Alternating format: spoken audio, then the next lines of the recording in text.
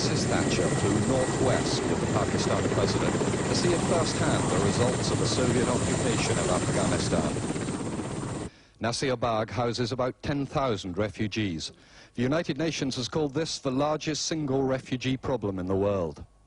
The British Prime Minister was greeted by children from the camp and then by elders from each of the provinces of Afghanistan. Inside the bright tented enclosure, 1,500 men waited. We were told that many of these men were mujahideen who travelled from the border specially for this meeting. A mullah chanted some verses from the Quran concerning exiles. Mrs. Thatcher promised them an extra £2 million worth of aid, and she made clear the West's support for the Afghan resistance fighters. I want to say that the hearts of the free world are with you, and with those of your countrymen who have stayed... And that gained her ringing shouts of support. That was an all-male audience. Afterwards, Britain's first woman Prime Minister met the leaders of the refugee women, but that meeting was private. After lunch of curried goat, Mrs. Thatcher and General Zia flew northwest up the Khyber Pass, the ancient route through the mountains to the Afghan border. She landed at Landi Kotal, where local Maliks, chiefs of the Pathan tribes, waited to greet and to garland her. She was presented with 2 sheep. The Prime Minister patted them to signify acceptance. She said, "Look after them for me," a little optimistically, because tomorrow is an important feast day.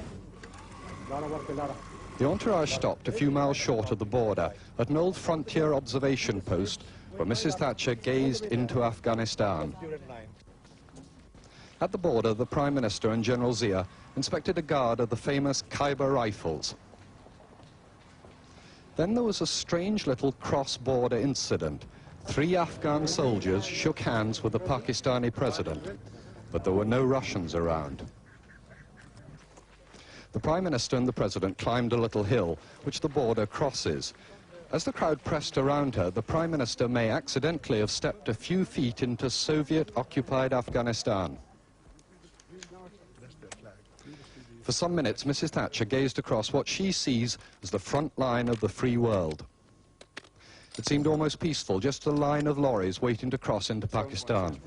But then the reality of the war, as a border guard proudly showed her a Kalashnikov automatic rifle captured from the Russians.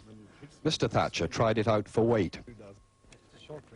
As the Afghan soldiers looked on, the British Prime Minister said, "We shall never rest till Afghanistan is free again." David Rose, News at 10, at Torkham on the Afghan border. Two British took part in that battle in 1990.